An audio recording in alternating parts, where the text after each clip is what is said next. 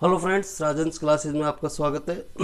आज हम चर्चा करेंगे मौलिक अधिकारों के बारे में। ठीक है मित्रों। तो मौलिक अधिकार क्या होते हैं? संविधान में लिखित वे अधिकार जो व्यक्ति के नैतिक और भौतिक तथा सामाजिक विकास के लिए आवश्यक होते हैं।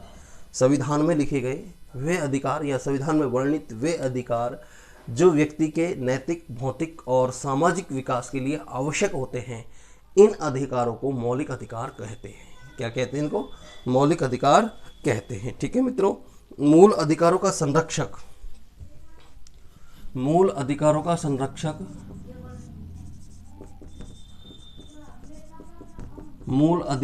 संरक्षक सर्वोच्च न्यायालय को माना गया है। किसको माना गया है? सर्वोच्च न्यायालय को माना गया है। ठीक है मित्रों, माना गया है। किसको? सर्वोच्च न्यायालय को इनका संरक्षक माना गया है। ये वाद योग्य होते हैं। मूल अधिकार वाद योग्य होते हैं। वाद योग्य का मतलब कि हम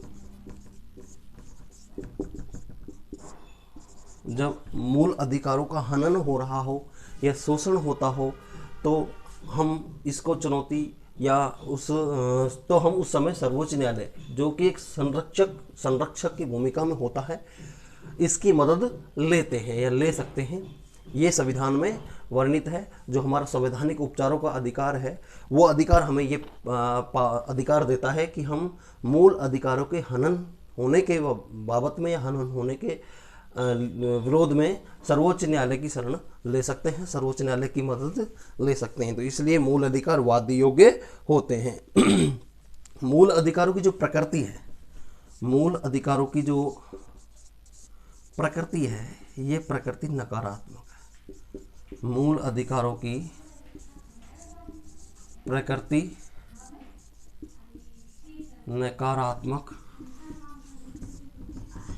नकारात्मक होती है। नकारात्मक है। मूल अधिकारों की प्रकृति कैसी है? नकारात्मक है। ठीक है मित्रों। इसलिए कार्यपालिका और व्यवस्थापिका द्वारा इन्हें सीमित नहीं किया जा सकता। जो मूल अधिकार हैं, इन अधिकारों की प्रकृति नकारात्मक होती है, इसलिए इन्हें कार्यपालिका के द्वारा, व्यवस्थापिका के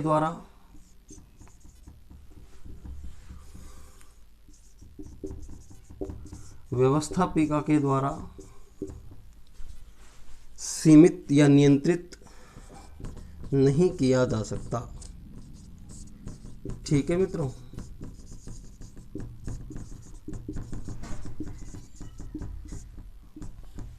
ठीक है। मूल अधिकारों को कार्यपालिका के द्वारा और व्यवस्थापिका के द्वारा सीमित नहीं किया जा सकता, क्योंकि इनकी प्रकृति कैसी होती है? नकारात्मक होती है। इनसे संबंधित कानून बनाने की शक्ति, मूल अधिकारों से संबंधित कानून बनाने की शक्ति संसद को प्राप्त है। किसको प्राप्त है? संसद को प्राप्त है। और इनमें संशोधन करने की शक्ति भी किसके पास है? संसद के पास है। ठीक है। मूल अधिकारों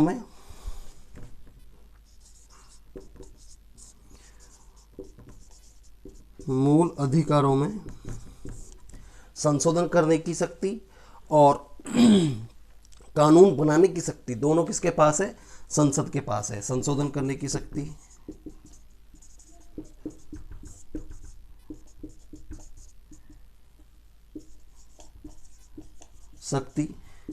कानून बनाने की शक्ति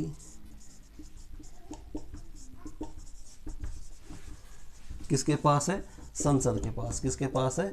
संसद के पास होती है, जो मूल अधिकारों में संशोधन कर सकती है और मूल अधिकारों को पर कानून भी बना सकती है, तथा इन्हें निलंबित करने की शक्ति, इन पर कानून संशोधन करने की शक्ति और कानून बनाने की शक्ति तो किसके पास है? संसद के पास है। लेकिन मूल अधिकारों को निलंबित करने की शक्ति, इन्हें निलंबित करने की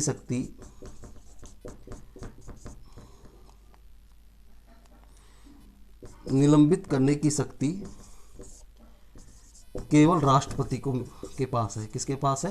राष्ट्रपति के पास है। ठीक है मित्रों, राष्ट्रपति के पास होती है कि राष्ट्रपति के द्वारा ही इनको निलंबित किया जा सकता है। किनको? मूल अधिकारों को। किनको? मूल अधिकारों को केवल राष्ट्रपति के द्वारा ही निलंबित किया जा सकता है, जबकि इनका संरक्षण किसका संरक्षण प्राप्त होता है? न्यायालय का। किसका? सर्वोच्च न्यायालय का इनको संरक्षण प्राप्त होता है। किनको? मौलिक अधिकारों को। लेकिन अब राष्ट्रपति इनमें निलंबित तो कर सकता है, लेकिन कुछ अनुच्छेद हैं जो केवल आपातकाल में भी निलंबित नहीं होते, जैसे अनुच्छेद 20 व अनुच्छेद 21। अनुच्छेद 20 और अनुच्छेद 21 को कभी निलंबित नहीं किया जा सकता। कभी निलंबित नहीं किया जा सकता। ठीक है मित्रों, कभी निलंबित नहीं किया जा सकता, क्योंकि ये नागरिकों के मूलभूत आवश्यकता या मूलभूत अधिकारों से जुड़ी हुई अनुच्छेद हैं। इन्हें कभी निलंबित, आपातकाल में भी निलंबित नहीं किया जा सकता। जैसे अनुच्छेद जो 20 होता है, उसका संबंध, अनुच्छेद 20 का संबंध अपराधों के लिए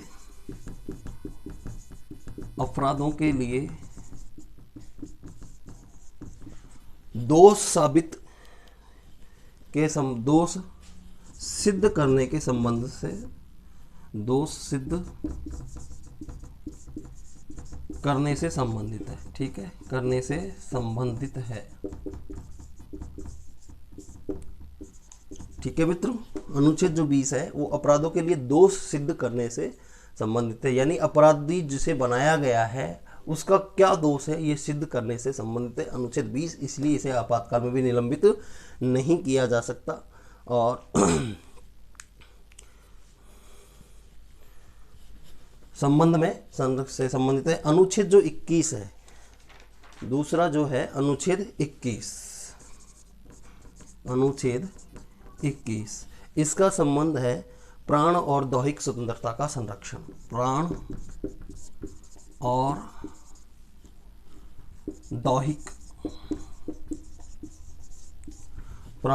दैहिक स्वतंत्रता का संरक्षण से संबंधित है, इसलिए इसे भी निलंबित नहीं किया जा सकता। तो मित्रों याद रखना, क्योंकि मूल अधिकारों पर संशोधन करना या उनमें कानून बनाने का अधिकार संसद के पास है, लेकिन मूल अधिकारों को निलंबित करने का अधिकार राष्ट्रपति के पास है। लेकिन राष्ट्रपति भी अनुच्छेद 20 और अनुच्छेद 21 को निलंबित नहीं कर सकता या क्योंकि अनुच्छेद 20 में अपराधों के लिए दोष सिद्ध करने से संबंधित है, और अनुच्छेद जो 21 है वो प्राण दैहिक संरक्षण की स्वतंत्रता से या विधि द्वारा स्थापित प्रक्रिया से नैसर्गिक न्याय की भी सम्मिलित है, कि विधि द्वारा, कानून के द्वारा न्याय हासिल करने की प्रक्रिया भी इसमें शामिल है। तो इसलिए इन दोनों ही अनुच्छेदों को निलंबित नहीं किया जा सकता, आपातकाल में भी निलंबित नहीं किया जा सकता।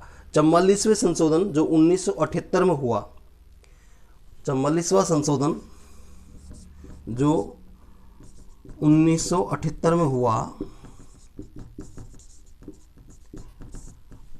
कब हुआ ये संशोधन? 1978 में। कब हुआ था? 1978 में हुआ था। तो इस संशोधन के बाद जो आपातकाल की घोषणा हुई, आपातकाल की जो घोषणा हुई, उस घोषणा के बाद भी इन अनुच्छेदों को निलंबित नहीं किया गया। इन अनुच्छेदों को निलंबित नहीं किया गया। कब? 44वें संशोधन जो 1978 में हुआ, उस संशोधन के बाद देश में आपातकाल की घोषणा की गई, लेकिन उसके बाद भी, उस आपातकाल की घोषणा के बाद भी इनको निलंबित नहीं किया गया। इस अनुच्छेद के माध्यम से 6 से 14 वर्ष तक के बच्चों को 6 से 14 वर्ष तक के बच्चों को शिक्षा अनिवार्य रूप से देने के लिए मूल अधिकार में जोड़ा गया है। इस संशोधन के माध्यम से 6 से 14 वर्ष तक के बच्चों को अनिवार्य रूप से निःशुल्क शिक्षा हासिल करने का अधिकार दिया गया है और इस अधिकार को मौलिक अधिकार में जोड़ा गया है। किस में जोड़ा गया है? मौलिक अधिकार में जोड़ा गया है। 44वें संशोधन 1978 के द्वारा 6 से 14 वर्ष तक के बच्चों को शिक्षा हासिल करने के लिए अनिवार्य अधिकार दिया गया है और फिर इस अधिकार को मूल अधिकार में जोड़ा गया है। ठीक है मित्रों,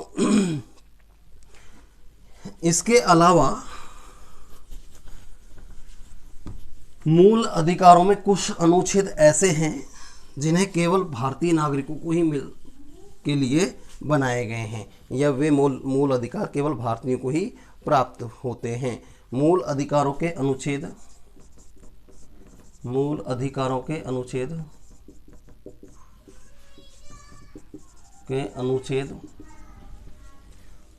15, 16, 19, 29 और 30 ये अनुच्छेद हैं जो केवल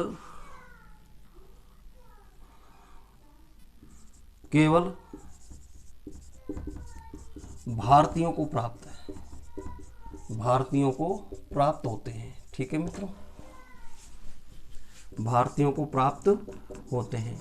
ठीक है मित्रों, मूल अधिकार के ये अनुच्छेद 15, 16, 19, 29 और 30 ये ये अनुच्छेद हैं जिनका लाभ केवल और केवल भारतीयों को ही प्राप्त होता है। जैसे अनुच्छेद 15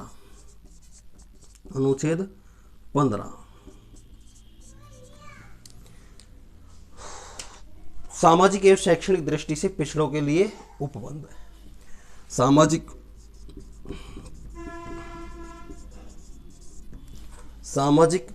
एवं शैक्षणिक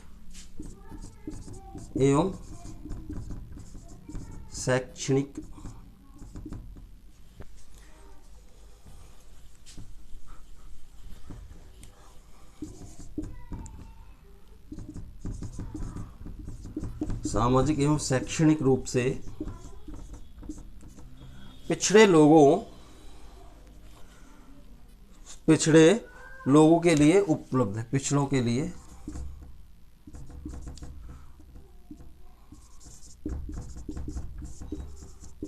लिए उपबंध है। ठीक है मित्रों, अनुच्छेद 15 में सामाजिक एवं शैक्षणिक रूप से जो पिछड़े हुए हैं उनके लिए कुछ उपबंध दिए गए हैं। ठीक है मित्रों, अब इसमें संविधान में 104वां संशोधन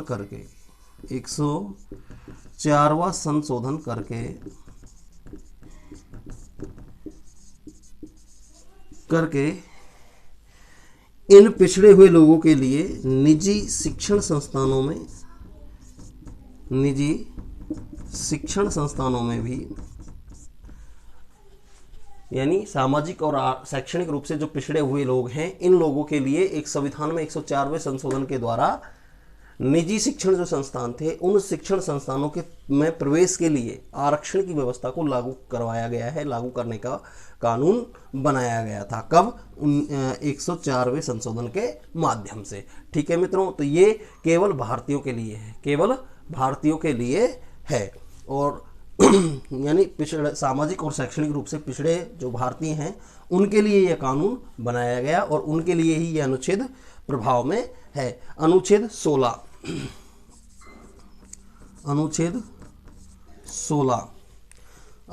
16 में लोक नियोजन के अवसर की समानता है। लोक नियोजन के अवसर की समानता है।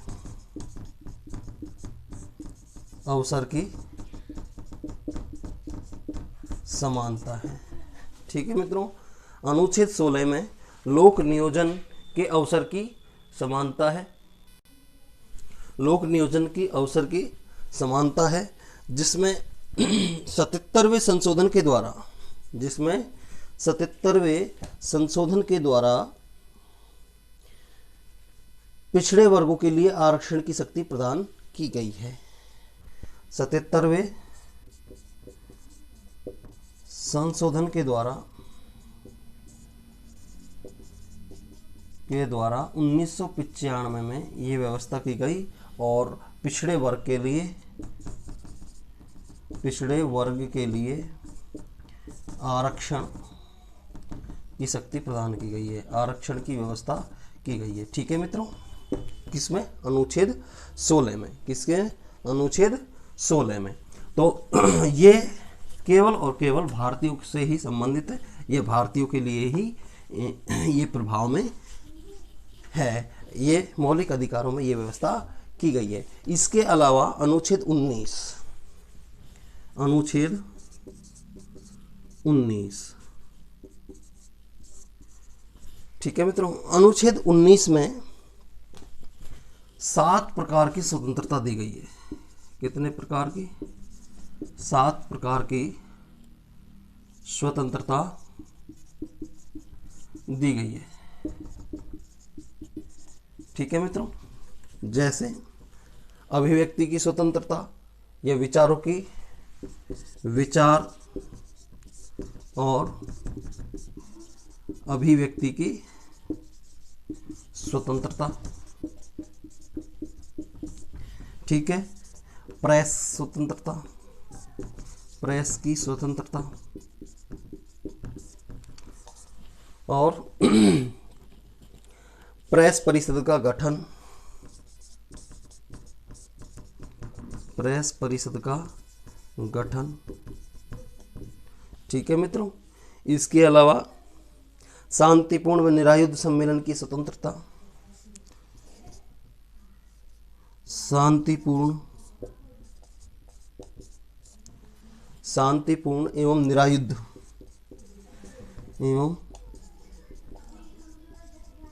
निरायुध प्रकार, निरायुध सम्मेलन करने की स्वतंत्रता या सम्मेलन की स्वतंत्रता। ठीक है मित्रों, इसके अलावा संगम या संघ बनाने की स्वतंत्रता, संगम या संघ बनाने की स्वतंत्रता, संघ बनाने की स्वतंत्रता। ठीक है, तथा इसके अलावा भारत के किसी भी भाग में निवास करने की या बसने की स्वतंत्रता, भारत के किसी भी भाग में निवास करने की स्वतंत्रता। ठीक है, और व्यापार एवं कारोबार करने की स्वतंत्रता, व्यापार एवं कारोबार करने की स्वतंत्रता। तो इस तरह अनुच्छेद 19 में 7 प्रकार की स्वतंत्रताएं दी गई है, और ये स्वतंत्रताएं केवल और केवल भारतीयों के लिए प्रदान की गई हैं। किसके लिए? भारतीयों के लिए प्रदान की गई है, जो मूल रूप से भारतीय हो या जन्म से जो भारतीय हों, उन लोगों के लिए ये स्वतंत्रताएं दी गई हैं। ठीक है मित्रों, ये वे उन अनुच्छेदों के माध्यम से दी गई स्वतंत्रताएं हैं जो केवल और भारतीयों से संबंधित है, जैसे अनुच्छेद 15, 16, 19, 29 और 30। ठीक है मित्रों, इसके बाद अनुच्छेद 29 और 30, अनुच्छेद 29 एवं 30, ये संस्कृति और शिक्षा संबंधी अधिकार से संबंधित है, शिक्षा संबंधी अधिकार से संबंधित है,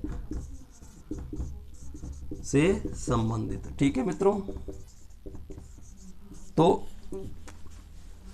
ये मौलिक अधिकारों से संबंधित कुछ जानकारी थी, जिसको मैंने आपको इस वीडियो के माध्यम से पहुंचाने का प्रयास किया है। उम्मीद है आपको ये पूरी पसंद आई होंगी। तो इन्हें आप ज़्यादा से ज़्यादा लाइक करें, शेयर करें और सब्सक्राइब करें। धन्यवाद मित्रों।